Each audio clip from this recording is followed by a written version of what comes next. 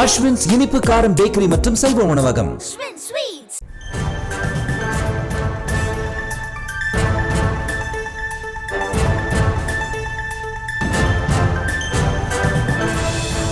Corona தடுப்பூசி தொடர்புடைய உயிரிழப்புகளுக்கான இழப்பீடு குறித்த கொள்கையில் அரசுக்கு அறிவுரை கூறியிருக்கிறது நீதிமன்றம். இது குறித்தான விவரங்களோடு இணைகிறார் எமது செய்தியாளர் மதியழகன். விவரங்களை வழங்கலாம்.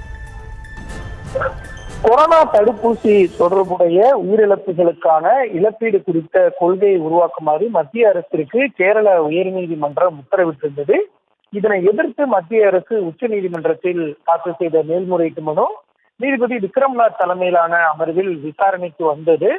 அப்பொழுது கொரோனா தடுப்பூசி தொடர்புடைய உயிரிழப்புகளுக்கான இழப்பீடு குறித்த கொள்கையை வகுக்க முடியுமா, எந்த அளவிற்கு இழப்பீடு வழங்க முடியும் என்பது குறித்து பரிசீலிக்குமாறு மத்திய அரசிற்கு நீதிபதிகள் அறிவுறுத்தினர். கொரோனா தடுப்பூசி இயக்கம் கொரோனா தொற்று நோயை எதிர்க்கவே மேற்கொள்ளப்பட்டது.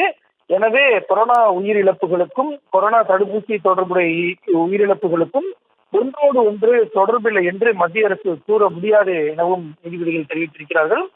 கொரோனா தடுப்பூசி தொடர்புடைய உயிரிழப்புகளுக்கான இழப்பீடு குறித்த கேரள உயர்நீதிமன்ற உத்தரவை ஏற்றுக்கொண்டு ஒரு கொள்கையை உருவாக்கி எந்த அளவிற்கு இழப்பீடு வழங்கலாம் என்பதை முடிவு செய்யுமாறும் மத்திய அரசிற்கு நீதிபதிகள் அறிவுறுத்தி இருக்கிறார்கள். மேலும் இந்த விவகாரத்தில் தற்பொழுது தாங்கள் எதையும் உத்தரவாக பிறப்பிக்கவில்லை எனவும், அதே வேளையில் இந்த விவகாரத்தில் மத்திய அரசிடமிருந்து கூடுதல் விளக்கத்தை 3 வாரத்திற்குள் பெற்று தெரிவிக்குமாறும் மத்திய அரசு வழக்கறிஞருக்கு உத்தரவிட்ட நீதிபதிகள் விசாரணையை ஒத்திவைத்தனர்.